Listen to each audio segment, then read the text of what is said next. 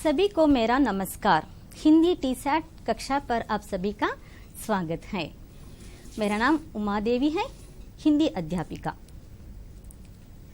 चलो, आज कक्षा प्रारंभ करने से पहले मैं आपको एक महान व्यक्ति के जीवन में घटी एक घटना के बारे में बताना चाहती हूँ।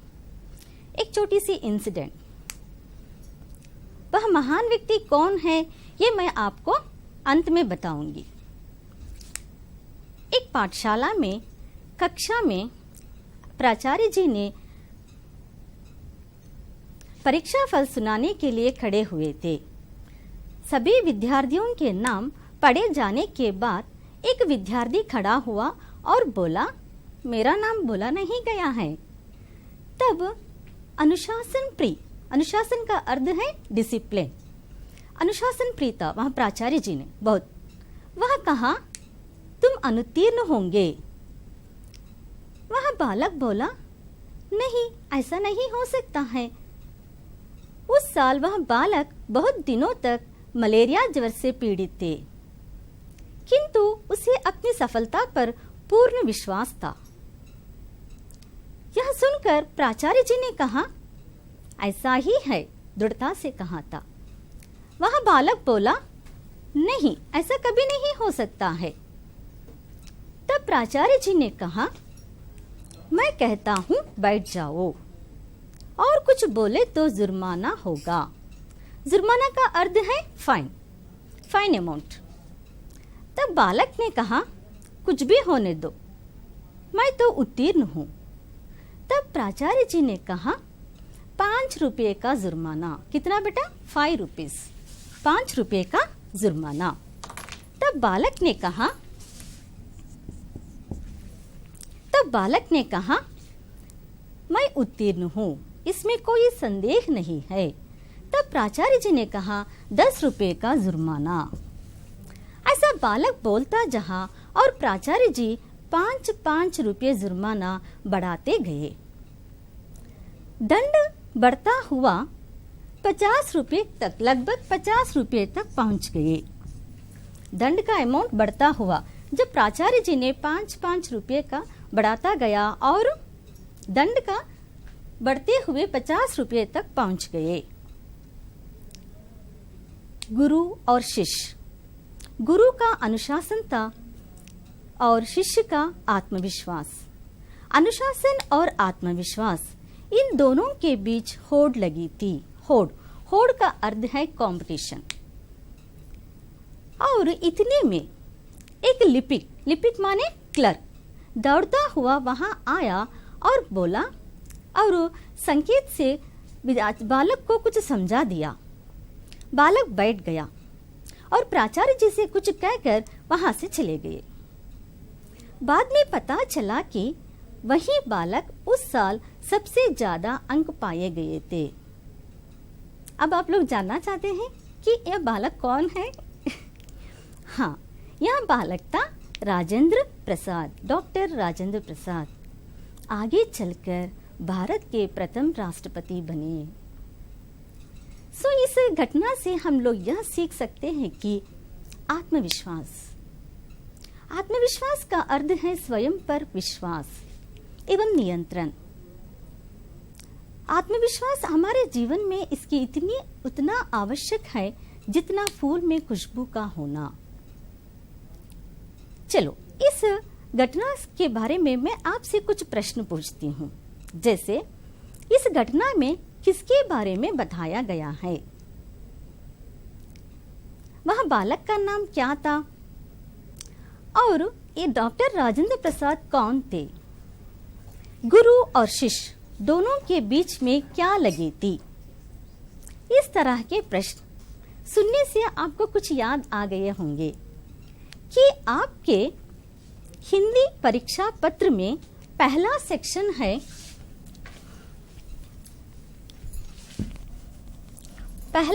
है आपके प्रश्न पत्र में अर्धग्राह्यता और प्रतिक्रिया।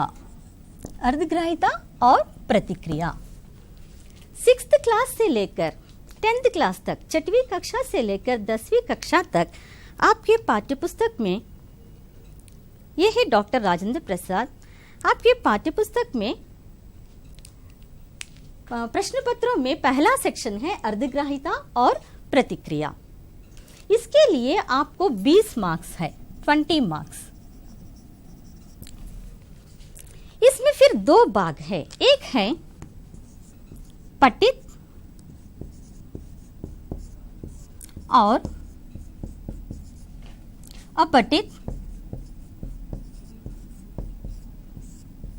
गद्यांश। पठित और अपठित गद्यांश, इसके लिए है 10 मार्क्स। और एक पार्ट है इसमें, सेकंड वाला, पठित और अपठित पद्यांश। इसके लिए है 10 मार्क्स। चलो, आज का हमारा अंश है पठित और अपठित गद्यांश। ये आप अगले कक्षा में पढ़ेंगे। ये पठित और अपठित गद्यांश माने क्या है, पहले इसका अर्थ जान लीजिए। इसके अर्थ जानने से पहले आज हम इस कक्षा में क्या क्या सीखेंगे इसके बारे में देख लीजिए। जो स्लाइड में है, पठित गद्य के बारे में बताऊंगी, किन किन पाठों को याद रखना। अपठित गद्य के बारे में परीक्षा में गद्यांश को आसानी से करने के लिए कुछ टिप्स मैं आपको बताती हूँ। ये पठित और अपठित गद्यांश। पठित माने नॉन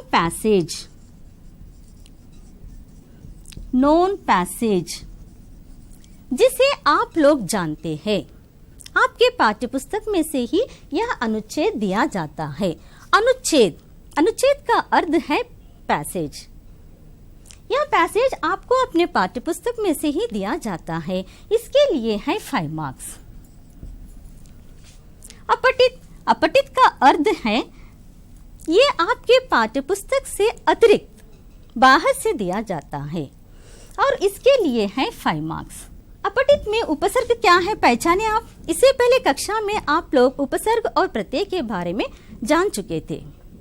अपठित में उपसर्ग है अ अक्षर को इस शब्द में जोड़ने से इस शब्द के अर्थ में परिवर्तन आया है। उपसर्ग है। ओके बेटा, अब पठित और अपठित गद्यांश के बारे में आप लोग जान चुके हैं। इस पठित जो हिंदी टेक्स्ट बुक 6th से लेकर 10वीं कक्षा तक हर कक्षा में 12 पाठ है। 6th में 12 लेसन्स है, 7th में 12 लेसन्स है, 8th में 12 लेसन्स है, 9th में 12 और 10th में 12 लेसन्स है आपको। फिर इन 12 लेसन्स में किन किन पाठों को याद रखना चाहिए, ये 5 मार्क्स के लिए पहले आप लोग ये जान लीजिए। ओके, जैसे 6th क्लास में आपको है चुक्की और जब्बार, उद्यान, बच्चे चले क्रिकेट खेलने, ये 3 पाठ।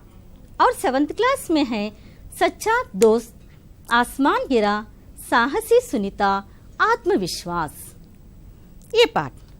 और 8th क्लास में है राजा बदल गया, धरती की आंखें, चावल के दाने, हार के आगे जीत है। अब चले 9th और 10th क्लास। 9th और 10th क्लास में किन पाठों को याद रखना चाहिए, ये मैं आपको बताती हूँ। 9th और 10th क्लास में सारे पाठ याद रखने की जरूरत नहीं है, केवल आप उपवाचक पाठों को याद रखना। उपवाचक नॉनिटल लेसन्स, जो 9th क्लास में 4 नॉनिटल लेसन्स है और 10th क्लास में भी 4 नॉनिटल लेसन्स है। उपवाचक पाठ जैसे 9th में है आपको तारे जमीन पर, सम्मक्का और सारक्का जात्रा, बुद्धिमान बालक, अपना स्थान स्वयं बनाए। और 10th क्लास में है आपको शांति की राह में, हम सब एक हैं, अपने स्कूल को एक उपहार, अनोखा उपाय। इन 4 पाठों को आप याद रखना बहुत बहुत जरूरी है। केवल इन 4 पाठों में से ही आपको पठित अनुच्छेद दिया जाता है।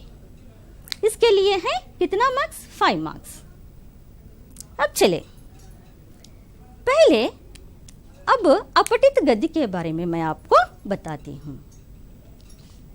अपठित, अपठित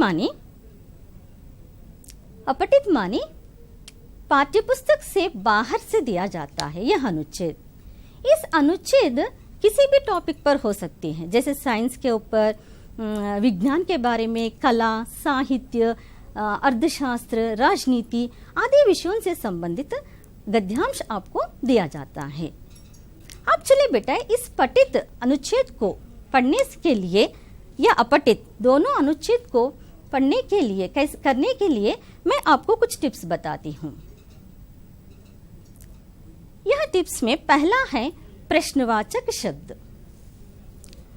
जिसे प्रश्नवाचक शब्द को अंग्रेजी में कहते हैं इंट्रोगेटिव वर्ड, क्वेश्चन वर्ड, और इसे WH वर्ड भी कहा जाते हैं। हिंदी में भी वैसे ऐसे ही प्रश्नवाचक शब्द है जो आप इसमें देख रहे हैं। किस तरह, क्या, कौन, कहाँ, किन किन, कब, किसको, कौन से, किसका, क्यों।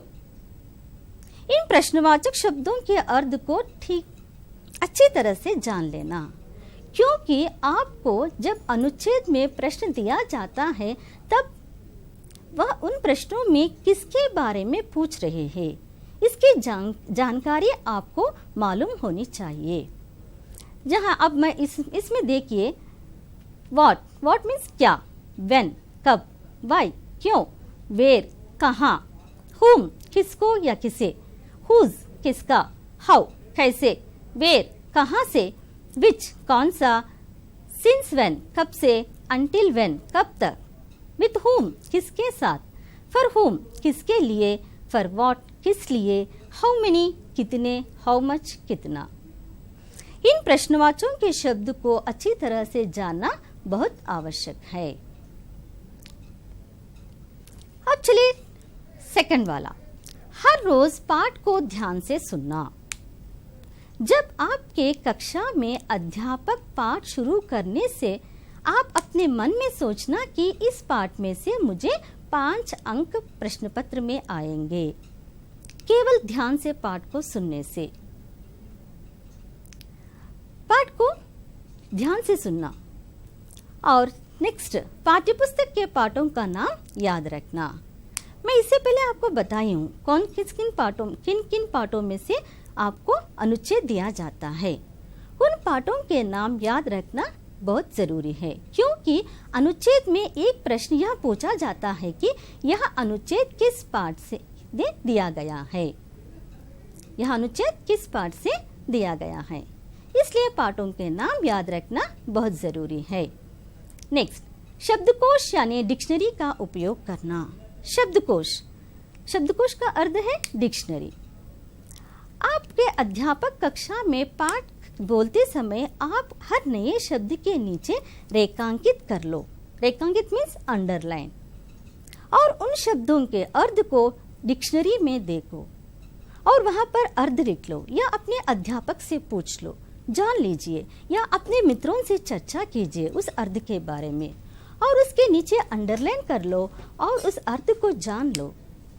उस अर्थ को after completion of that lesson, then उस अर्थ को शब्द के साथ पढ़ो और उसे लिखो और उसे याद रख लो। इससे आपके शब्द भंडार में वृद्धि होगी। अपनी शब्दावली में सुधार करें। अपनी शब्दावली में सुधार करने की आवश्यकता क्यों है? शब्दावली का अर्थ है शब्दों का ज्ञान, शब्दों का अर्थ। अगर आपके पास एक अच्छी शब्दावली नहीं हो तो आप हर नए शब्द पर आपको रोकना होगा पढ़ते समय, और उसके अर्थ ना जानने से आप हैरान हो जाएंगे।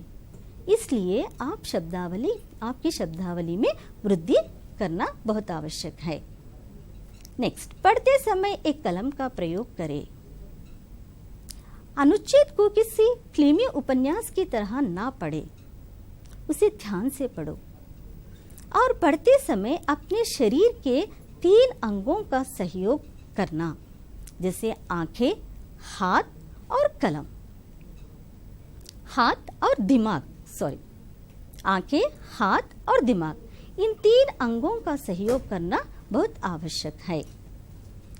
फोकस। फोकस मानी कभी कभी ऐसा होता है कि आपके आंखें वाक्यों को देखते रहते हैं और आपका दिमाग कहीं और सोचने लगते हैं। ऐसा मत कीजिए। अनुच्छेद को ध्यान से पढ़ो और अपने मन को ना भटकने देना। आप अनुच्छेद को जब आपके अनुच्छेद को पढ़ते समय डे ड्रीम्स या दिवा स्वप्न आना शुरू होता है तो आप अपने आप को कंट्रोल में लगा लो और यह सोचो कि ये डे ड्रीम्स देखने के लिए मेरे पास और समय है। ओके, नेक्स्ट, पिछले पेपर हल करें। ये बहुत ज़रूरी है बेटा।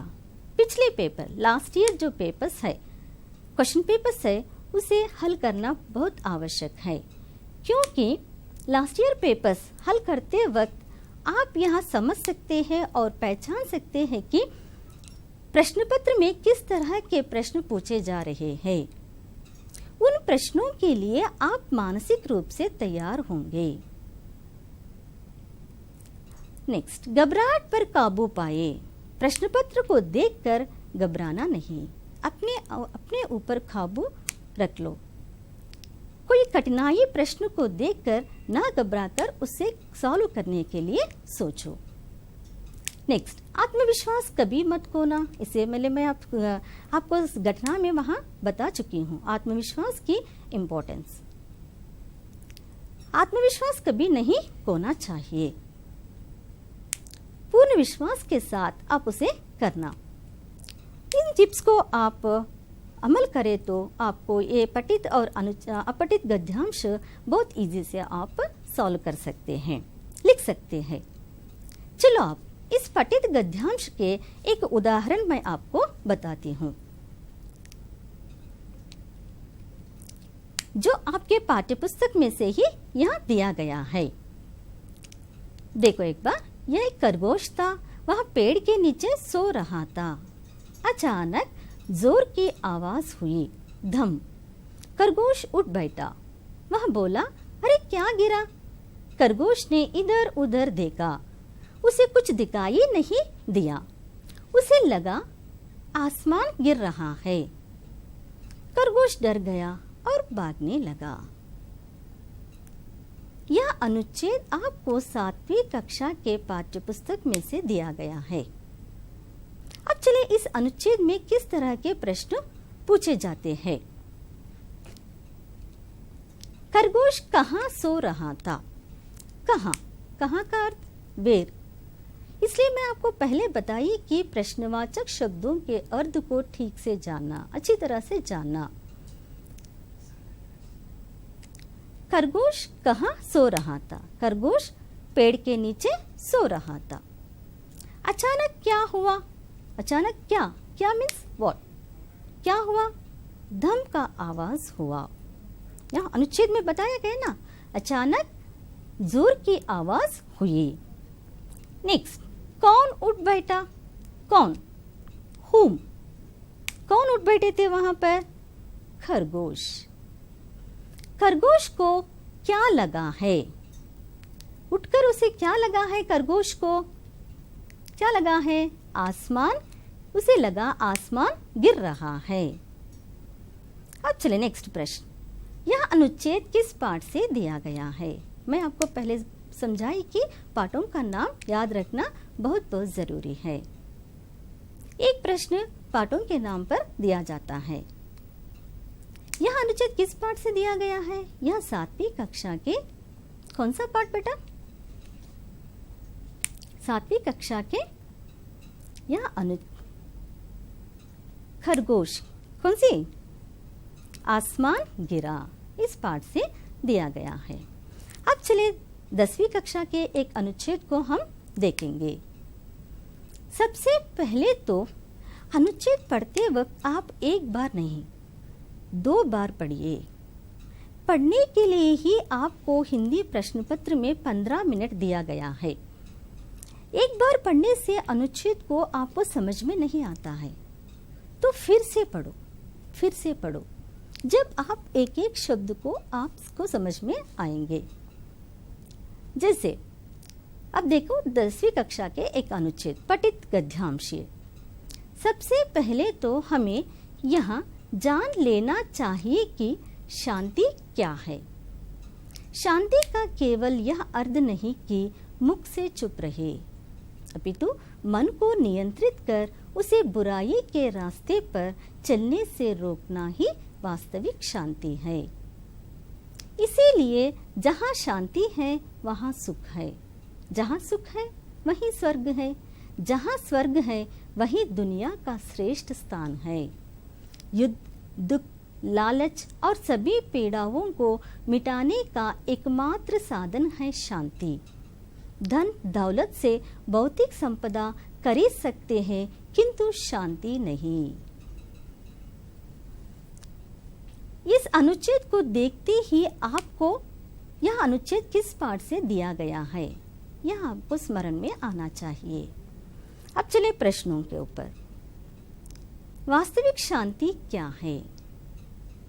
अनुच्छेद में आप लोग ढूंढो पढ़ने के बाद।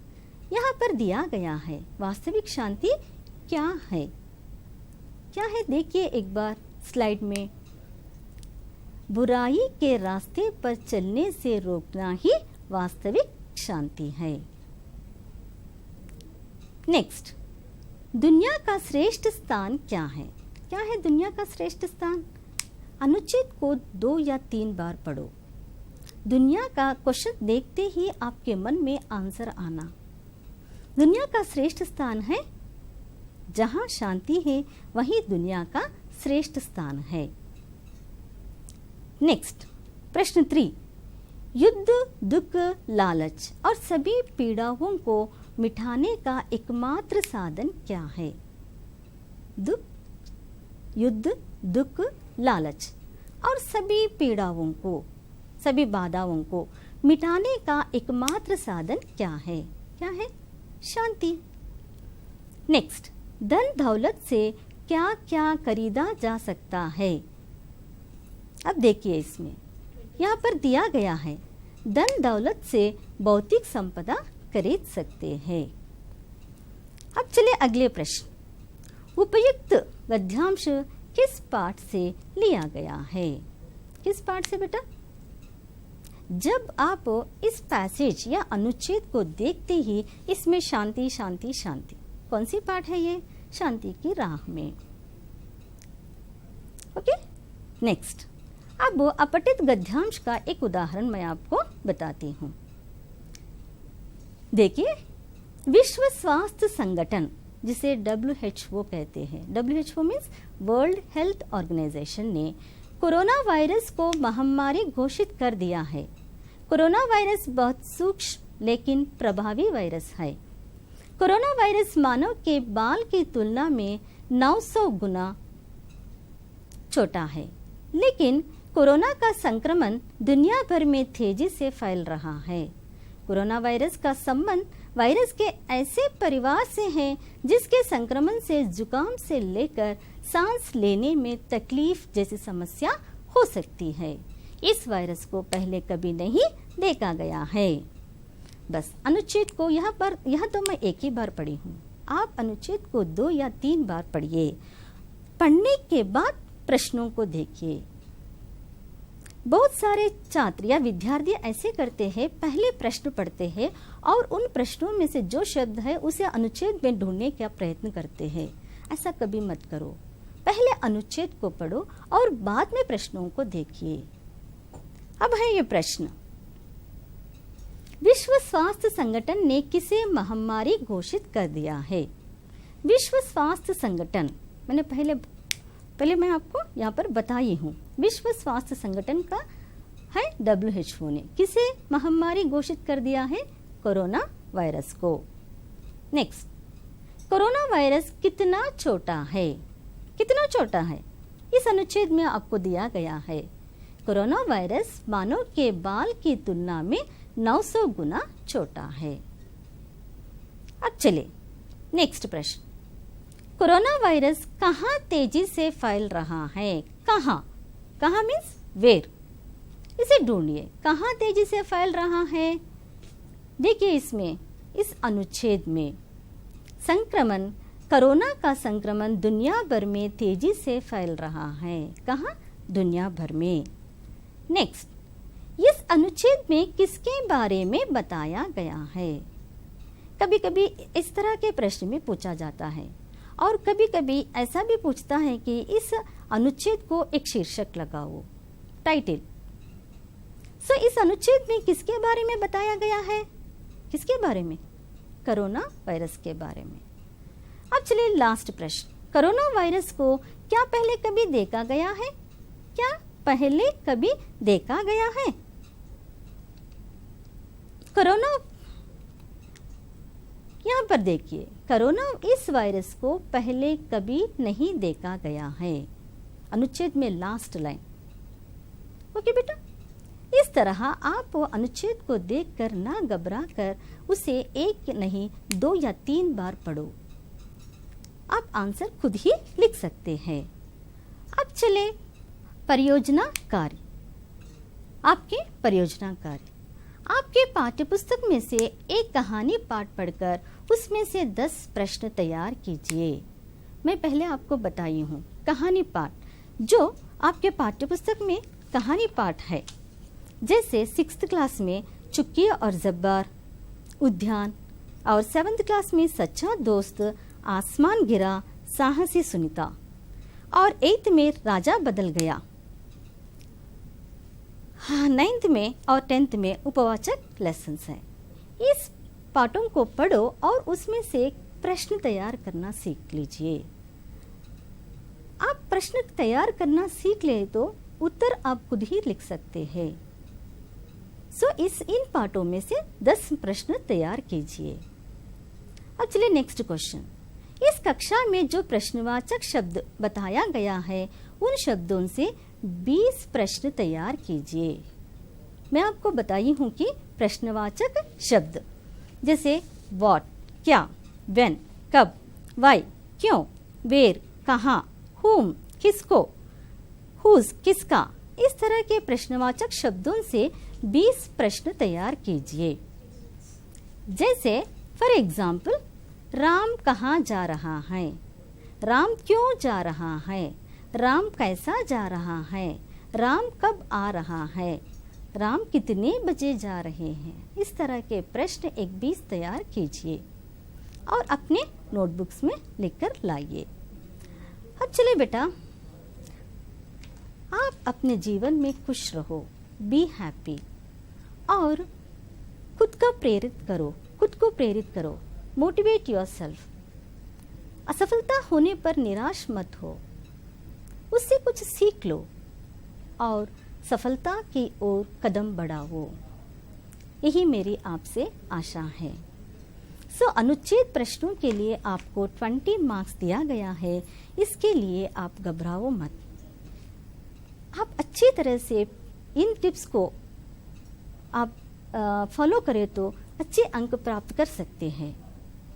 और हिंदी के प्रश्न पत्र में स्कोर करने का सेक्शन यही है, अर्धग्राह्यता और प्रतिक्रिया। इसमें 20 मार्क्स में आपको ज़्यादा से ज़्यादा 18 या 19 मार्क्स तक आ जाते हैं। थोड़ी सी ध्यान से आप पढ़े तो। ओके, ऑल द बेस्ट बेटा, शुभकामनाएं। सभी को मेरा धन्यवाद।